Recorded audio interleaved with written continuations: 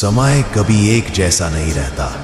आज आंसू है तो कल मुस्कान होगी, आज तूफान है तो कल शांति होगी। ये सोचना सबसे बड़ी भूल है कि जो दुख अभी तेरे सामने खड़ा है वही तेरी पूरी जिंदगी है। नहीं, हर अंधेरा सिर्फ भोर की भूमिका है, हर पीड़ा एक नए उत्थान का संकेत है। और जब तेरे जीवन का प्रत्येक क्षण महादेव की दृष्टि में है, तब डर कैसा?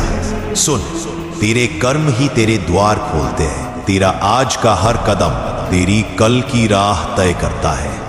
अगर तेरे कर्म सत्य पर टिके हैं, अगर तूने कभी किसी का अहित नहीं किया, तो तू कितना भी टूट जाए, कितना भी गिर जाए, तुझे गिराने वाला स्वयं टूट जाएगा। क्योंकि महादेव भले भोले हैं, पर अन्याय कभी बर्दाश्त नहीं करते।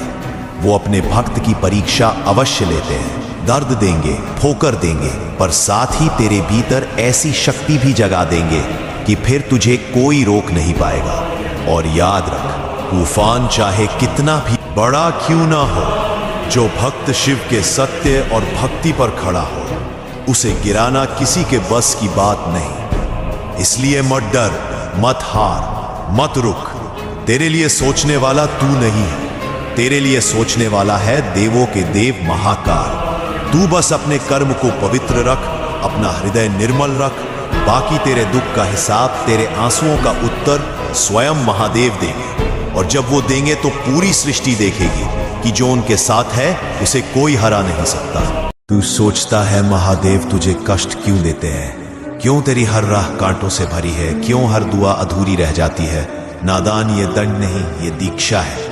महादेव जब तुझे परीक्षा में डालते हैं तो वो देखना चाहते हैं कि तू कितना मिट सकता है। क्योंकि जो मिटना सीख जाता है वही शिव को पा जाता है। तू खो रहा है वो बाहरी संसार है, जो तू पा रहा है वो शिव का अंश है। याद रख, शिव किसी को गिराने नहीं, जगाने की प्रक्रिया में रखते हैं। हर परीक्षा एक मौन संवाद है तेरे और तेरे ईश्वर के बीच। जब तू टूटकर गिरता है और फिर भी भीतर से आवाज आती है, हर हर महादेव, समझ लेना वो आवाज तेरी नहीं, स्वयं महादेव की है। शिव को देख, वो कभी सिखाते नहीं, बस करवाते हैं। वो जीवन में ऐसे हालात भेजते हैं कि तू खुद को जान सके। वो तुझे अंधेरे में फेंकते हैं ताकि तू अपनी रोशनी पहचान सके। वो तुझे खोने देते हैं ताकि तू अपनी आत्मा पा सके। जो इंसान शिव की परीक्षा सह लेता है, वो फिर किसी भय, किसी मृत्यु, किसी हानि से नहीं डरता। क्योंकि उसके भीतर काल के पिता का अंश जलने लगता है, और वही अंश, वही ज्योति तेरी पूरी नियति बदल देती है।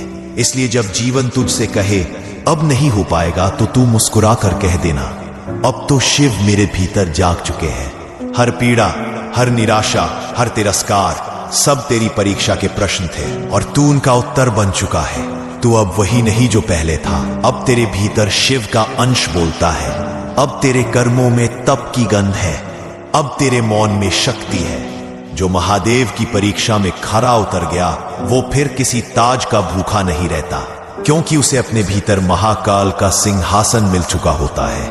याद रख, शिव की परीक्षा कठिन है, लेकिन उसका परिणाम अमरत्व है। तू अब साधारण नहीं रहा, तू स्वयं एक जागृत आत्मा है।